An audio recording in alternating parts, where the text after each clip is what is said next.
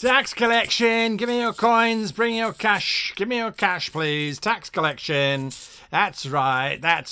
Ah, hello, didn't see you there. You must be, oh, thank you very much, I'll put that in the kitty, the Lord will appreciate your taxes, yeah. I didn't see you there. I see you've arrived at the little village of Oathley. A very nice little village, as you can see the drawing behind me. Quite simple layout, really. I'm going to be doing my rounds, going to each of the houses, investigating, making sure they don't have too many windows, you know, something like that. Maybe the carpet's the wrong colour. Always good to make a little bit of coin when you're doing your three silver. Is that what you're paying? Is that what you're paying these days? Is that all you've got? All right, fine. 3 silver it is. Okay, I'm going to be doing my rounds. If you want to come with me, we're going to start looking at each and every single little house in this village. Quite exciting. It might get a little bit rough, though. Some people don't like parting with their cash, if you know what I mean. But don't worry, I'm here, and I'll protect you from any peasant who might get unruly.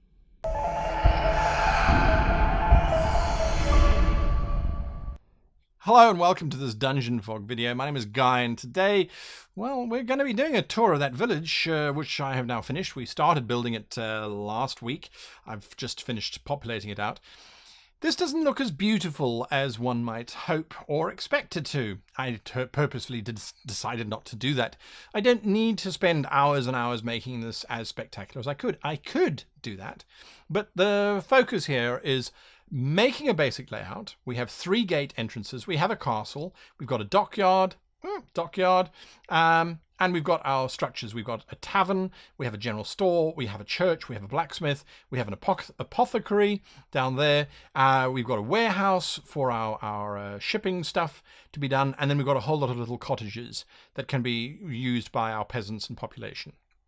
This is enough for us to now move to the next step. And the next step is we're going to translate the important buildings into actual usable maps. Because if you are running a scenario and you've got a map like this, this is more than enough for you to be able to describe to your players, this is the layout of the town, there's 3 roads and then a main road leading up to the castle, there's a this, there's a that, and there's the next thing. It gives you all that you need. And by describing that there are dozens of little houses sort of littered about, stuck in sort of the little crannies and things which we haven't yet put in, that's okay. Your players are not going to necessarily know. And even if you give them this map, they can look at that and go, okay, there are a couple little houses in here, and you can say, well, yeah, but they divided up a little bit more, and it's a fuller kind of space. The roads are what's important. Seeing that there's back alleys and little sort of mazes that they can run behind and avoid stuff is what is important. So what we're going to do is I'm going to move this map out of the way now, but we're going to build this general dealer store. So, if I move in on this general dealer here, too much. So this is the general dealer's store.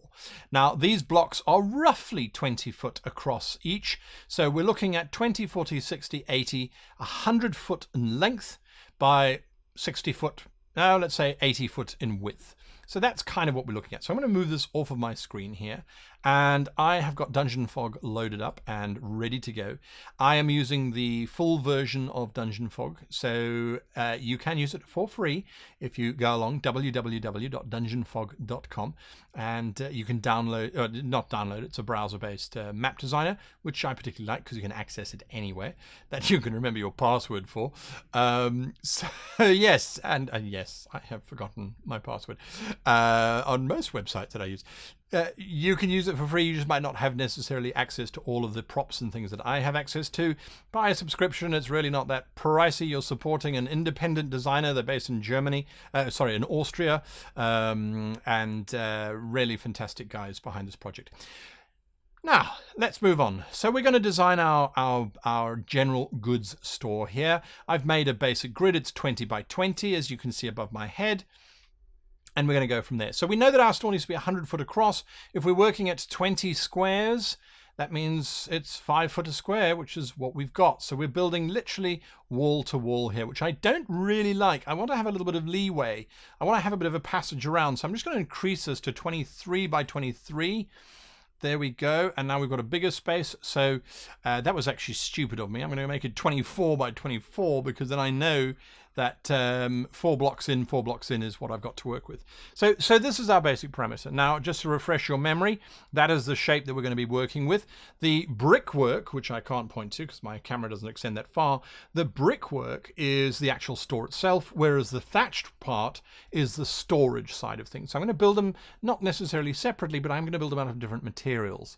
Why is it important that we use mixed materials? Well, because generally speaking, in a fantasy environment, that is what was used, mixed materials. Quite literally, they did not have the resources necessarily to use anything other than that.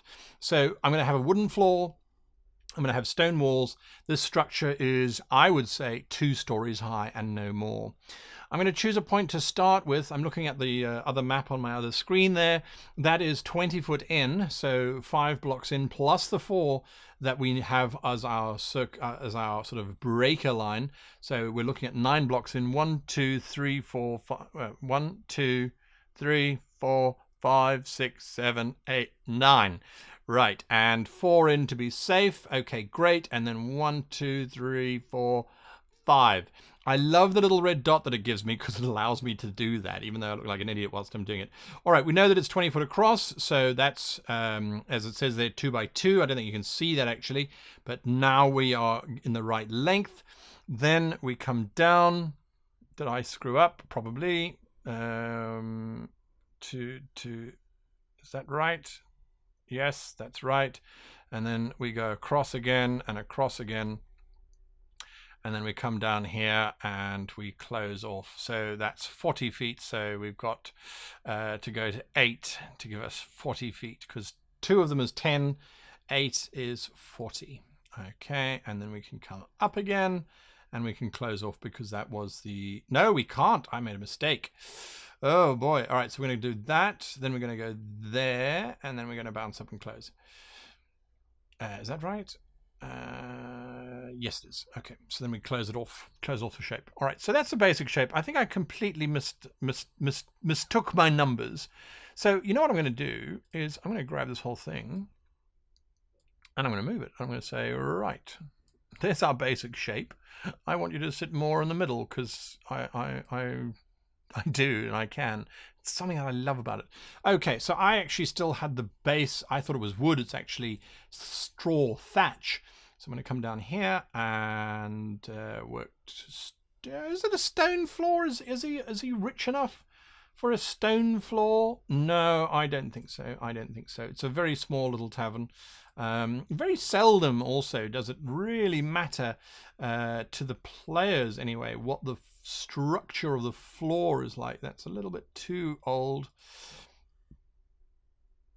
There we go. That looks a bit more like a general goods store, and I think I'm going to make this 300%. Let's see what that looks like. Yeah, that looks better.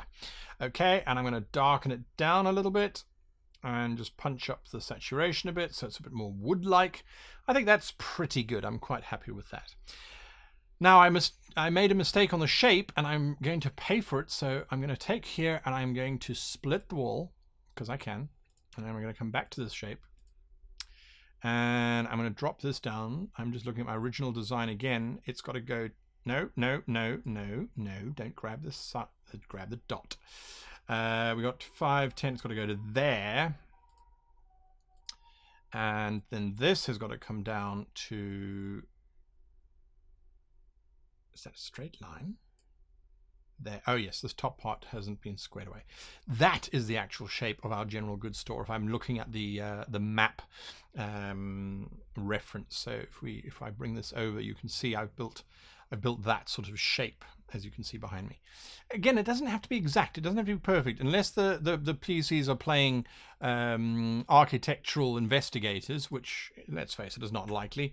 They're not ever going to measure it out and go, well, on the map it said that this was actually this far, but in reality we can see he's overbuilt. Ha ha! Time to arrest them for illegal building. That's your player base. Well, good luck to you. I'm actually going to make this 10 in width, I think. Give it a bit more of a wall. So there we have our wall. Great. And we have our general store. Well, we have the startings of our general store. We're now going to go in here and say, all right, so as far as the original diagram was concerned, as far as the original was designed, we have a door, a single door, and I'm going to choose that here. We have a single door which leads into the goods store. Now on the original map it's not to scale, so here it is to scale. It's a 5-foot wide door. Maybe the innkeeper, the tavern keeper, and I'm going to make it an open doorway. Maybe he's got double doors. He's quite impressive. And they've built that on the diagonal because of reasons. Well, the road is on the diagonal, so that's what they've decided to do. So there is our door. That's where our door will be. I'm not going to put it in place yet because I haven't finished building. So this is just for reference. Now, what I often find is that when you have a store, usually there's a bit of a storefront. Now, modern days we have pavements and walking areas and zones, and it's all very nice and very civilized. In the old days, they didn't necessarily have all those wonderful bits and pieces. You just stepped in off of the street, and it was up to you to build a walkway. Especially if you think of the Wild West, where they had these sort of spaces of dirt. So I'm going to put a little apron around the front of this store, so that we've got a little sense that the store owner wants to invite people in, and so has established this. So I'm just going to do this quickly, and I've still got the wrong text selected. I should change that. But by doing this, we can again go with wood. We can go with an older wood, so it's definitely separated from outside. It's definitely sort of, this is the outside wood that one might encounter if you were to go outside. Surprise, surprise. Just looking for an interesting shaped one. There we go.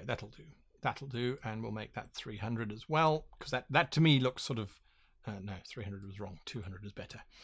That to me looks like an outside sort of space. I'm going to go to my layers though very quickly and just make sure that this room is under that room, so that the wall sticks out over it, so it looks more like a balcony thing.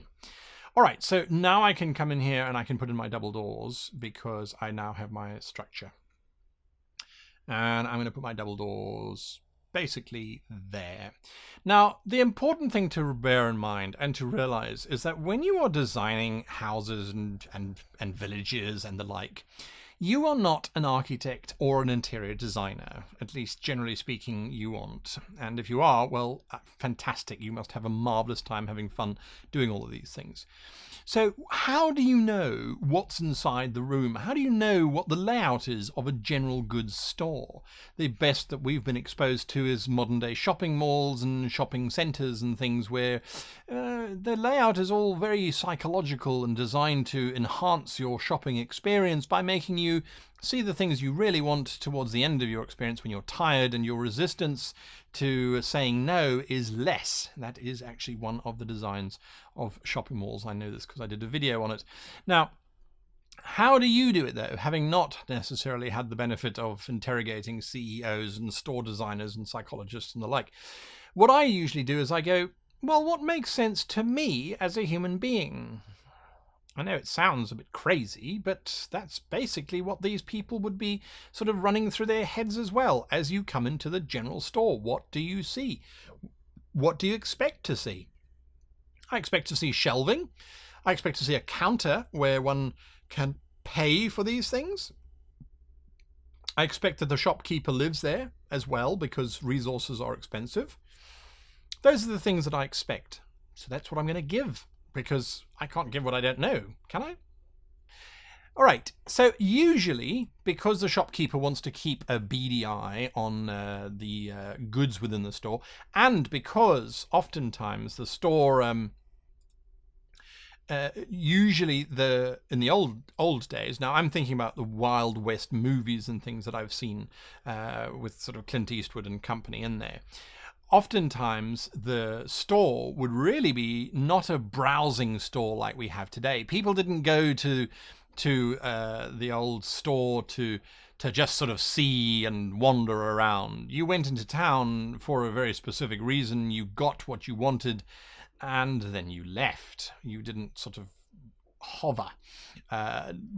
Life just wasn't that grand. So usually the average customer would not have access to the stuff on hand. They would see it, they would be able to access it if they asked the shopkeeper for it, but very seldom were there actual shelves and things.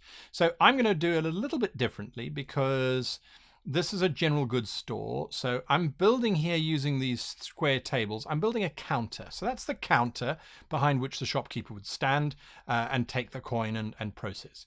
Over here, there are going to be some bookshelves that allow us to do whatever, but the rest of the store I'm actually going to close off. So I'm going to seal that up. So I come back here. I'm going to, I wonder if I should do it that way, actually. Not smart enough. Okay, I'm busy thinking how I can do it. So the other side of the store, I'm just going to select this so I can see what wood panel I used there. Old wooden parquet. Okay, so we're going to use old wooden parquet. There we go. I'm going to seal off the store. So I'm going to say that they're going to put in a wall. Basically, I'm going to do it here. It's going to be a bit of a strange shape, but you know what? It happens. I'm going to come back here and I'm going to do that. And that should... Oh, wall thickness 0. Idiot. Now, so the wall is there. This is a sad thing. The wall is there, as you can see, but the wall thickness is set to 0, so we can't actually see it. So the moment I do that, we can now see it. The other thing that's of interest is that I've set this as a stone wall, and that wouldn't be a stone wall. There's no ways that they would waste money on interior walls being made out of stone. It would be a wooden wall. That's also something to bear in mind, is that stone was very expensive. Remember, stone had to be quarried. So hack it out of a quarry somewhere. Then it needed to be taken to a stone mason where it would then be shaped and then only actually built. So the process of building a stone house is a lot more time consuming than building a brick house. Brick is, yes, you've got to get the mud and the straw and all of the components that go into your actual brick solution. Then you just put it into a tray where you've got a dozen bricks being made at the same time, bake them, pop them out, and off you go. So stone was quite expensive. So internal structures usually will be made out of wood, and we still do that to this day. So it's not as if this was a surprise discovery. This is still something that happens. This is the back area. Now, in this back area, I'm going to do our little wall trick here, and I'm just going to subdivide straight across, because you're going to have the living space of the shopkeeper. I'm still doing it. I'm still doing it. You saw me doing it and you didn't stop me. I blame you for this. Still on zero damn thickness for the walls.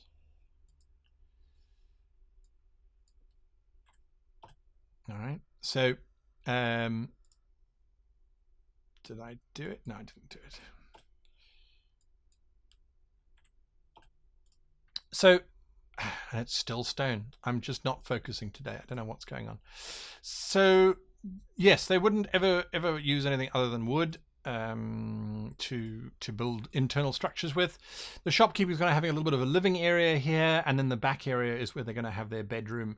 We might move this a little bit further down the line if we feel that it sort of the space needs to be a bit more justified. We also need a door out. So if we look at our original space, we've got this wooden structure behind them, which is where they're going to store everything. I actually think that this is where they're going to live, and they're storing everything in the stone structure. I certainly would do that. If we're going to come under attack by bandits and the like, I would want to store my stuff in a stone structure rather than a wooden structure, which is going to be the space where they actually live in.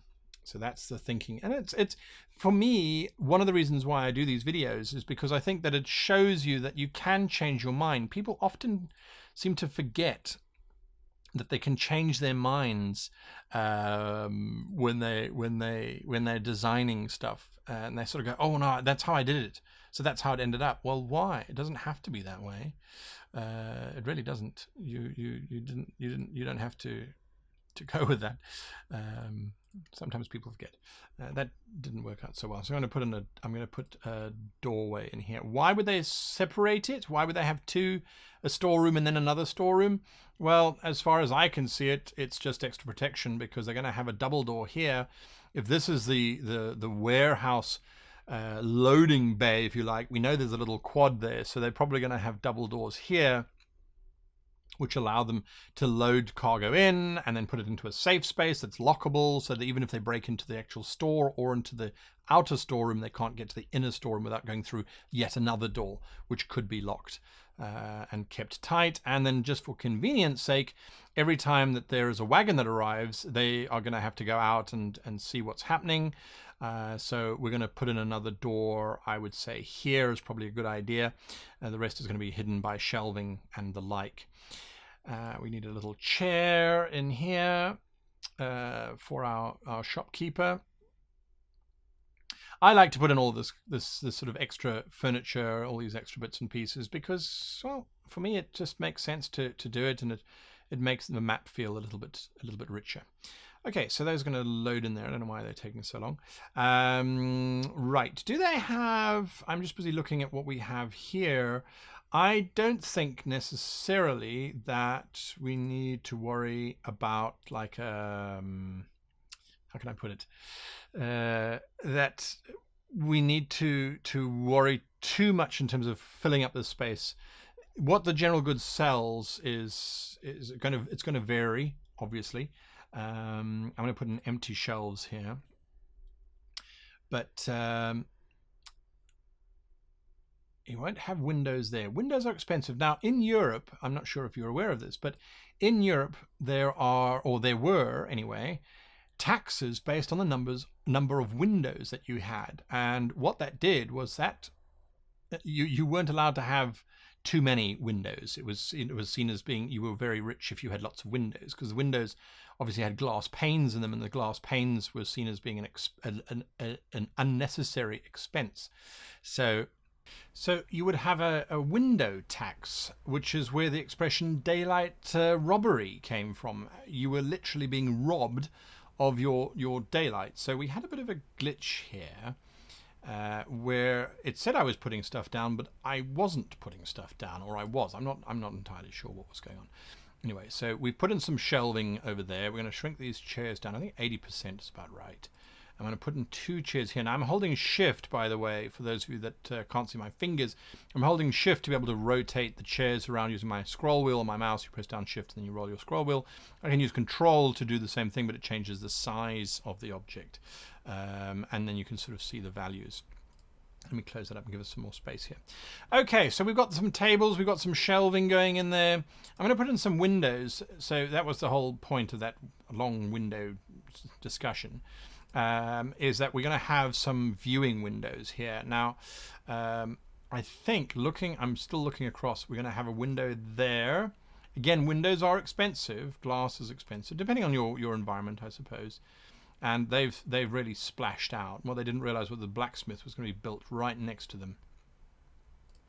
But this is one of the main roads leading up to the castle. So they're hoping that as the Lord is riding out to the castle, that they will notice the display stuff in the window and will want to come and buy it. So I'm going to put a piece of armor in here. I love this little figurine.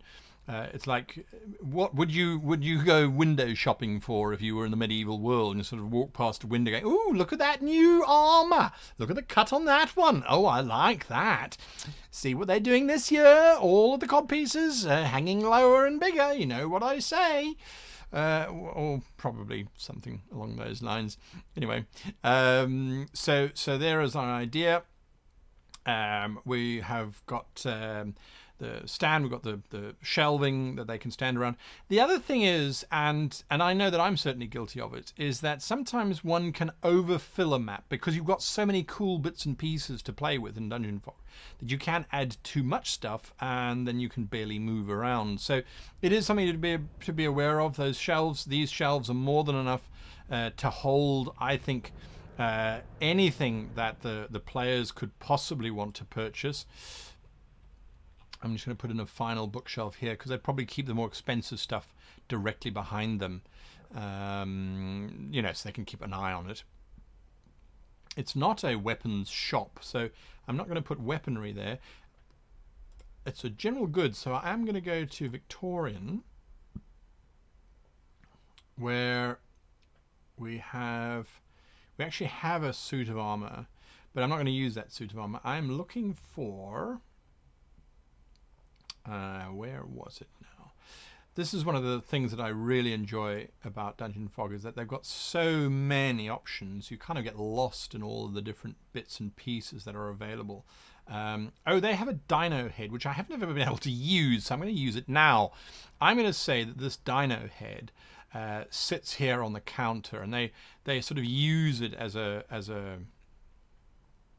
thing to scare away customers, or to make sure customers pay. Oh, the head knows if you don't pay us. It knows. You mark my words, it knows.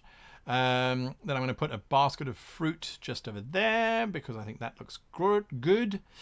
It is a ware. It is, you know, they do have wares and things, so I'm going to come and start filling up this warehouse with crates. Now, what I normally do is, although in real life it makes sense to stack these crates absolutely flush against the wall, what that does is that creates it actually makes it look less real, because when they're flush and they're sitting next to each other, it looks like it's just a textured a repeated texture, if you like, rather than that it's a stack of crates that happen to be piled up next to each other. So that's one of my little tricks that I do, is just off angle a couple degrees, nothing major, and it just suddenly makes it look so much realer. Now, they are going to need a chest for looking after the cash, so that chest is going to sit there. Again, just running through in my head, if I was a store owner, what would I need in order to run a store? Is it baskets of fruit? Is it I'm going to put this over there. So we've joined 3 tables together to make the counter. So to make it feel like it's one long counter, I'm going to hide it with, that's another trick that I use. So there we go there. I know, I mean, DungeonFog, they are adding stuff to the list of goodies that we get to play with. I'm so excited about what they are adding, what's coming up. They've just released the crazy laboratory set, which I can't wait to get my hands on now that I have finished designing the ultimate laboratory. Of course, that's Murphy's Law for you. So again, the crates and stuff. What's inside the crates? Well, it's general goods. It's probably a bit of linen. Oh, that reminds me. Where was it? Modern. I think Modern had it. This was something that they were talking about doing, which I hope they implement, where you can build your own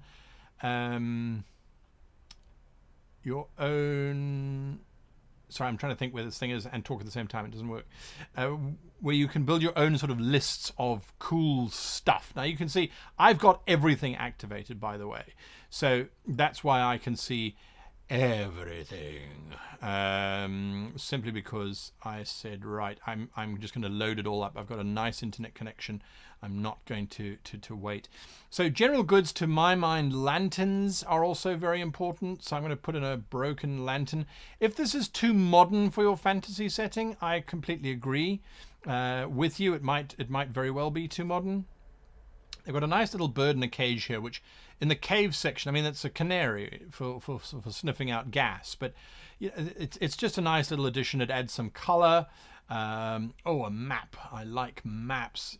You want to buy a map of the area? It only costs you 50 gold. So it's worthwhile, if you are new to DungeonFog, it's worthwhile popping out every now and again to the different categories and just seeing what you can, and here is what I have been looking for. For me, a general goods store is always sacks. There's these sort of sacks of flour, and I know these are sacks of coal or ore or whatever, but for me, this is general goods store stuff straight away. And by adding it in, to me, this now feels like a pretty populated general goods store. I'm putting some stuff on top of the shelves so that the shelves don't read as the same shelf repeated over and over and over again. I'm going to fill in some of these blank spaces here with some more sacks, because we've established that that's what this place has in it. There's some sacks there. So yes, it's always about going out and having a look and seeing what they've added. They're very good with their announcements and things. But if you're like me and you're getting announcements all the time, sometimes you're just like, okay, yes, I didn't see that one coming through, or I missed that one. I don't think there's anything else here. Do we want a trap? Do they have a trap? I think they have a trap, and I think the type of trap that they have is a particularly vicious one. I'm going to put a bear trap right here. So if you trying to break in, there's a bear trap. Now this is obviously at night, because during the day the bear trap wouldn't necessarily be there, because the store owners are going to be there. They're going to be doing their thing. Something else that I think often gets added, and I have noticed that I have not done it, which I will now correct most definitely, is oftentimes there was, 80% was what we said, there was a chair out front, so that when things were quiet, they could go and sit out front and sort of have a gander and see what was going on. And then there were barrels, which I like. It's under containers. Medieval barrels here. I like a water barrel just because it's like, well, water's got to flow somewhere, doesn't it? And then I'm going to pop in some barrels in here just to finish off the look of the place. That there's definitely storage going on, and I'm going to pop in a couple barrels here. You can automate that it automatically changes the rotation. I usually turn that off though, because I forget that I've turned it on, and then suddenly I'm putting down chairs and things and they're just rotating all over the place. So there are functions which you can make use of. I'm not, because I'm lazy. Okay, we're doing that. We don't need cooking pots. Yeah, maybe another water barrel. No, that's going to be, we're going to build into that in a little bit. Okay, great. So I think we're done. We've got some fighting space there, and then around the counter as well, plus that box that is worth the attention of the players. So if we continue now, if we compare, firstly, let me just grab this and bring it across. There is our translated shape. So I think that's much more interesting, if I can get out of the way, now that we've added in all the bits and bobs. And the dragon skull, I think, is quite fun. There is something that's irritating me about it, though, is that it is straight on. Oh, I don't want it bigger. I just want it rotated a little bit. As in, it was so heavy that they kind of plonked it down and said, right, that's it. This is where it is. It's not going any further. If you want to move it, you move it. Okay, so that's our outside. Not very exciting, I must admit. Let's move this chair forward a little bit so we can see it. Not a very exciting outside, but we will work on that in a little bit. We're going to add lanterns in, but we always do lighting very last. I do anyway. So now we're going to just populate this courtyard quickly. It does have a wall. The floor is dirt. It is just dirt. So I'm going to go looking for dirt. I think that looks pretty dirt-like to me. I'm going to pop out here. It is supposed to be completely flush, so I'm going to stick to that. There's our dirt floor. Coming in anytime now. There we go. There's our dirt floor. Doors are still working, and there is a wall there. We will change this wall because at the moment it's a stone wall, and like we said, well, it's good when it's going is good, it's good, but when the going is not good, it's bad. So we build with wood. Wood is good. And I'm going to come to the floor. We'll actually make this 8, I think. And I'm going to come to the floor, and the floor we are going to just change its scaling. That feels better. Did I change the width of the wall? I did. Did I make it the right type of wall? That's the next question. There we go. That's a bit more wood-like. Okay, I like that. And I'm going to take this and I'm going to go to the layer that it's on, because it is on the layer, and I'm going to move it down. So again, like the porch, it's sitting underneath, so we get that nice stone wall on the outside and then a wooden wall on the inside. This wooden wall will, of course, actually abut the wooden wall of the next structure. But, you know, you get different ways of working. Sometimes you build out the entire thing, and then sometimes you come back. Where we've got different styles of structure, so we've got a stone structure, and we've got a wooden structure, I like to kind of build it out piece by piece by piece, so that I get a sort of a feel for the entire space. And each space has its own feeling, if you like, its own approach. So that's how I work. I mean, it's each to their own. Now, this is just a passageway, but it's actually quite a big passageway, and I don't think that the 5-foot passageway that is going to be placed here is going to actually be suitable. So I'm going to change that to a set of double doors. And I don't see why not. Maybe they had a good month and they installed double doors in that space. Why not? After all, maybe it was a good week. A few little things in here, nothing major. I'm going to put in a nice big rain barrel there that will collect some stuff. I'm going to rotate around a broken barrel and sort of throw that into the corner down here. Oftentimes these sort of bits of flotsam and jetsam accrue in the corners because they kind of get sort of forgotten about. There is actually a trash heap which we could grab. Pile of hay. Well, they've got to have a horse, so I'm actually going to put the pile of hay there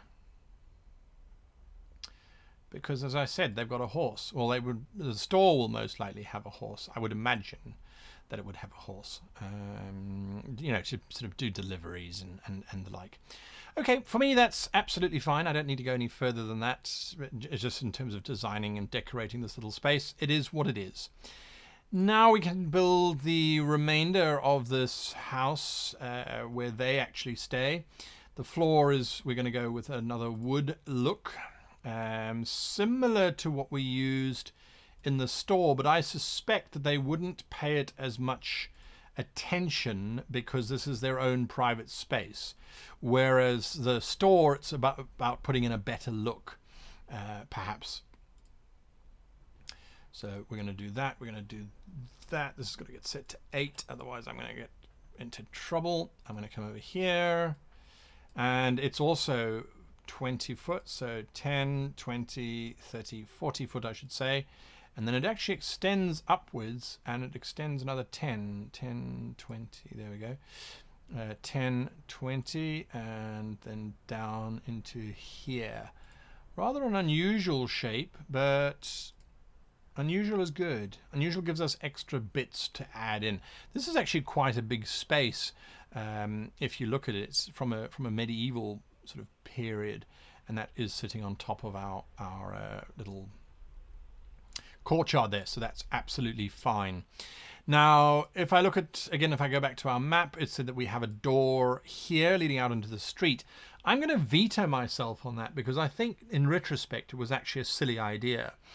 You don't want to have so many entrances when you're running a store. So they've got already into the building, they've got 3 there, the double doors there, and single door, and then the double door over there. If you close this off properly and it's open air, so it's exposed, so they could climb over the wall, you've still got those entrance points there. So I'm actually going to put the entrance point to the house on this side as well. I'm going to ignore that, the original map plan, because I think that if you're coming out through here, to step through here and then go through the double gates is as easy as just sort of stepping out through there into the actual street itself.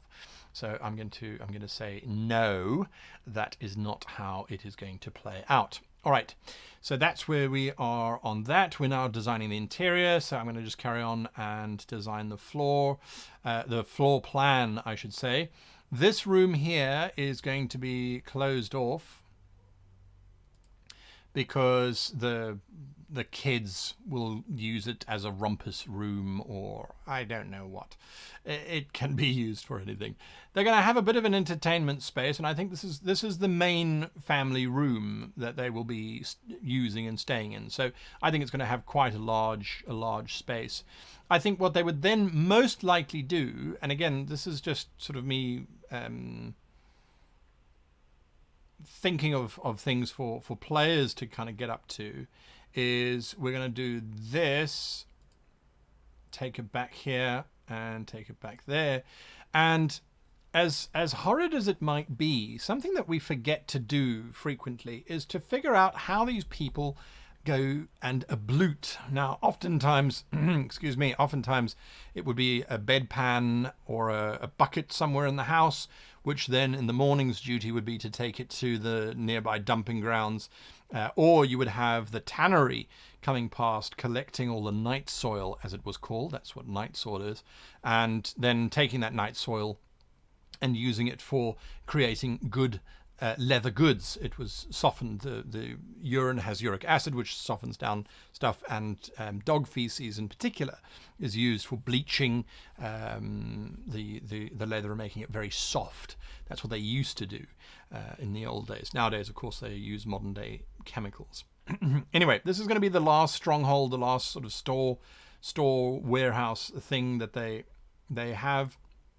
And I actually think that they probably would have a doorway here as well. I certainly would, because, well, if it's raining, I don't want to have to walk out in the rain to get into my store. I'd rather just go in through here and get there. All right, now we're going to just populate this space very quickly. This is a double function room. I'm going to put in some tables first. The double function being, of course, that it is the living quarters as well as where the kitchen space would be. So I'm going to put a table over there for the family to sit at. I'm going to use the tavern table because it comes with a little plate and a mug on it already, which I think is quite nice. Then we've got a kitchen table, because there would most likely be a kitchen. This is very, we talk about open plan houses, or housing, I should say, as sort of the cutting edge. We used to just have very open plan housing before, but that was out of necessity, not out of sort of Scandinavian design, if you like. So open plan is not something that's new. It's something that's been around for a long time. It was only the Victorians who really came in, and the Edwardians, I suppose, who came in and said, no, every room must have 4 walls and a door, so we can have privacy, and we demand it, and it is a thing. So that's where that came from. I'm just making a little sort of kitchen space. Maybe there should be a workbench where they fix sort of goods that the store needs that arrived broken. He has a storekeeper after all, so he might have some resources to do that. Let's drop that down there. Okay, great. What else do we have in the kitchen? I think that's pretty much all. We'll have a shelf over here. Same sort of shelving that they would have in the store, because, well, they're probably all been built by the same person, probably the shopkeeper himself, as a matter of fact. And we'll put another shelf over here. If this is going to be a private bedroom, it might very well be the lodgings of the guard who stays and patrols the inn. If there is enough crime, I certainly think the shopkeeper might do that. But there would need to be a significant amount of crime to warrant or justify the cost of that. I think he's a little bit of a hoarder too. So I'm going to put in some shelving here for them to use. Actually, you know what? They probably wouldn't have this many chairs. I'm going to get rid of that chair and that chair, and then I'm going to put in a bench instead. Just going through my head, I'm looking at it going, a bench is better because it takes up less space and it lets more people sit there. So if you've got friends over, you can sort of fit 3 onto a bench as opposed to not. So he's a store owner, which means I think he's going to take pride in his appearance. So I'm going to put a bathtub in here as well. And I'm going to put the bathtub... I'm going to put the bathtub over here, actually. And I'm going to move this door. So he's got to take into consideration that he has customers, and the customers expect a certain civility, I suppose, to their shop owner. That's the excuse. I'm going with it anyway. That's again why I like to have all the props loaded up, because then I kind of see one and I go, oh, that's not a bad idea. We can drop that in there. Absolutely, absolutely. Why not? I'm going to put in a locked chest, not in the family room, but in the bedroom, so that if we have any would-be breaker-inners, we have something for them to pilfer, make them happy. Let's put a cooking pot over there. There is an... I'm going to put some barrels here as well. Cooking supplies. There is a fireplace or a cooking hearth somewhere. Stove. Here we go. Probably built to the exterior so that the heat in summer will vent out in the right place. Sometimes the piping would actually run inside so that the heat from the stove would warm the rest of the space. It really depends on the climate that your world is set in. They've bought a couch. They've spent some money and they've bought a couch to sit in their private room. This is the husband and the wife who own this place. That's where they're going to sit. I've decided. That is their little space. And the husband is going to have in where would he have a little studying spot? He's got one in the actual store itself, so I don't think he needs too many, but I think he's going to have in here, and then he's going to have another chest. Where's that chest? We had one chest there, which was fine. I want to put another chest in as well for him in there. So he sort of counts out his money, his earnings, if you like, there. And I think we're pretty much good to move on to the next spot, or the next idea anyway. So that's a chair for him to sit there. We need a bed. Now, Fantasy has only got single beds. Victorian has got double beds, 4 poster beds as a matter of fact. That's the single one. Where is the other one? I know that they do have double beds. I'm convinced that I saw it once. There we go. King size double bed. Lovely. So that's what the shopkeeper and his wife, they've been extravagant and have got this king-sized double bed because that's their little treat for running a successful store, and they're going to have a carpet as well. How very, very modern of them to have a carpet in the bedroom. Whatever next. The rest we don't have to worry about, I don't think. No, we're good. Okay, so there's our space. Oh, we do have to worry. We do have to worry. The guard, the poor old guard, he does not get the luxury of a bed. Well, he does get a bed. He doesn't get the luxury of very much more than that, though. He doesn't get a king-sized bed. He's going to get an old bed, which he'll probably put this way, so it's there. I think he would have a nice little fire brazier there, brazier.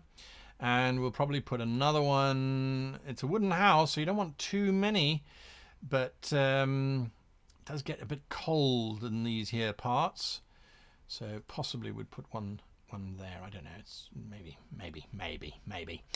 All right. So we've pretty much finished. What we have not done is we haven't done the outside, and we haven't done windows in the wooden structure. So I'm going to pop in some windows here.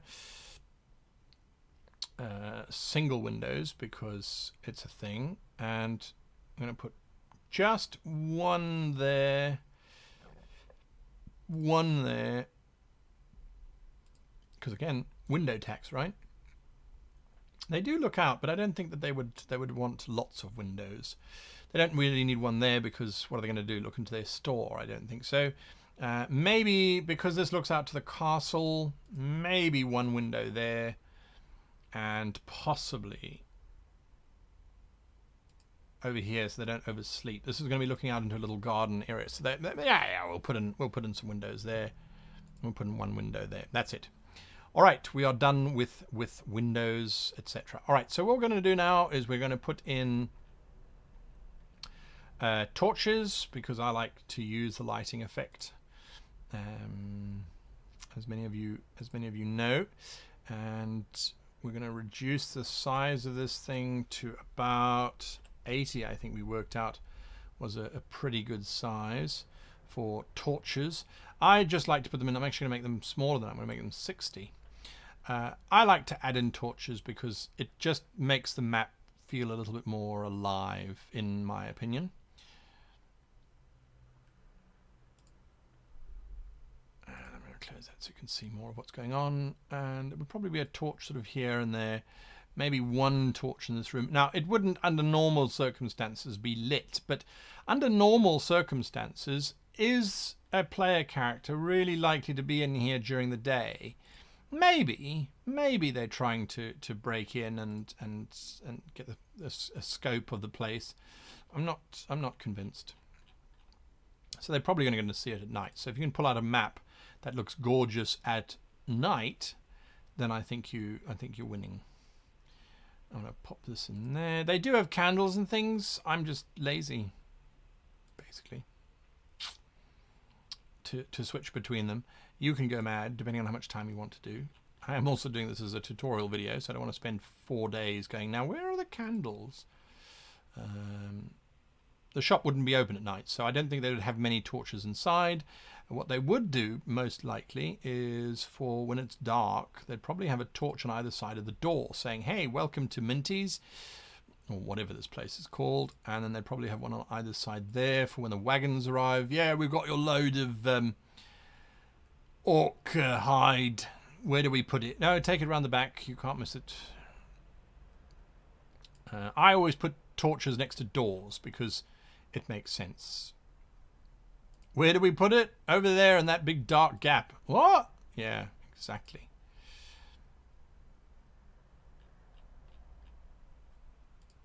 Okay, that's enough torches, I think, because what we then do, and this is my favorite part, is we go to each of the torches and we change them. What we decided was that the radius of the torch wasn't enough, so we set it to 500, and I think we were happy with that. Well, roughly 500, somewhere around there. It also meant you have to use less torches to illuminate an area, but we said it was 10 foot with another 10 foot beyond that, so that at this scale is about right, setting them to about 500 or so. I mean, just look at that map. It's just suddenly popping as far as I'm concerned. In the art world, we talk about something popping, as in it pops out at you from the environment. And I think torches just do that. Now, you can also set that these things cast shadows. I haven't done that. You can get some amazing artistic effects here. Not what we're after, though, with this process. We are looking for a functional general goods store. This goods store you could now use universally. Whether you can change it up now very easily. And what I like about DungeonFog is, let's say that you've got 20 minutes before the game and the game is a burglary, or that the guys are thinking of robbing something or someone. You can now just quickly load this map up and go, okay, this is my general goods store. I'm now going to change it and just add a second floor to it. This one I'm not adding a second floor to because why? Well, it's in a very, very small little village. It doesn't need a second floor. What are they going to put in that second floor? More storage. I don't think they're going to move that many goods in a month to warrant that. And if anything, they've got quite a large space here that they can load stuff into if they need to. Now, one of the last things that I want to do, because this village it does have quite a bit of green around it, is I just wanted to come back to the very basic design of this space. And I know we said there was no grass because of various reasons. It's difficult to maintain. So they do have textures called dirt with grass and wild flowers, grass with small woodland creatures, those kinds of things, which I quite like. So I'm going to come in here and I'm going to make my brush bigger to begin with. There we go. I'm going to paint in some grass around the edge of the building. Now, what I like about DungeonFog is that you notice that even though I colored over the interior, it did not actually take effect because it detects where you first clicked. So what layer did you first click on? And then it only paints in that layer, which I think is absolute genius. I really, really do like that. So it does give you this ability to kind of paint wherever you like and know that it's only going to go to certain spots. Okay, this is where most people are walking, so I'm not going to put any grass there whatsoever. I'm going to kind of have it petering out down here as well, because we don't really need to go too far. Our players are going to be sort of checking out the space. Now I can very quickly, just because I like to finish up the map, is I'm going to come down to trees, and the map doesn't indicate trees, but it didn't need to. That wasn't its goal. I'm going to plop a nice big tree down over here. This is a broad-leafed tree, which I quite like. And then I'm going to put down a little smaller one. I was going to put it there, but you know what? I think it's actually going to go here. So this gives us a sense that this is not, you know, they haven't cut down every single tree that is near the buildings in this village. It's still quite a green little village, which, you know, again, you only cut it down if you need firewood, but if you've got a logger out there who's busy cutting down all of the trees on your behalf, then you don't necessarily need to do that. You don't need to cut down the trees next to you. So I wouldn't go as far as tended gardens. Tended gardens only started to emerge once we had these lords who had lots of time on their hands and didn't have to worry about defensive structures.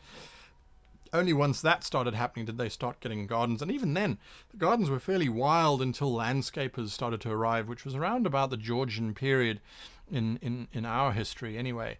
So I wouldn't have cultured gardens. I just wouldn't have cultured gardens, basically. Not in a medieval setting. All right, so there we go. There's our map of our tavern. We can if I change our ambient stage light, we can show what it would look like at night, which I think is probably what you're going to want to do anyway. You see, if we can drop it all the way down, make it really dramatic. We don't necessarily want to do that. Leave that at 100%. But there you are. There is our map, and we can come in and we can shave this. I'm gonna save this before we shave this.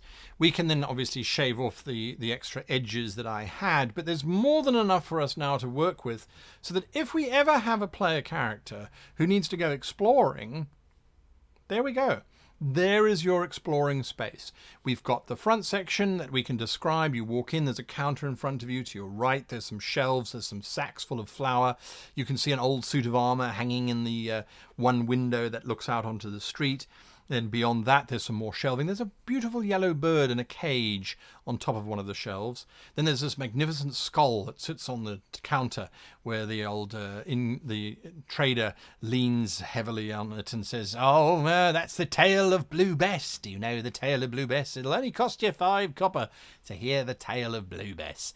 Unless you want to buy a pickaxe or some other bits and bobs, in which case we've got it all here at Till's Tavern. No, it's not a tavern. Till's Trading. Till's Trading. There we go. Till's Trading. And then they can sneak around and they can step into the bear trap and discover the lady busy bathing in the bathtub and just generally have a fun time. So this is the general trading store. If you want to watch more, if you want me to do more of these, leave your comments below, because we've still got the tavern, we've still got the church, we've still got the apothecary, possibly we've even got the castle itself. If you want me to go through these, because these are quite lengthy, if you do want me to do it, let me know. Let me know down below, and hit that subscribe button if you want to see more of these. And of course, liking it really lets me know straight away without you having to actually type anything. So like it, and then if you want more, let me know in the comments below. All right. Until next time then, I wish you and yours the very happiest of map making.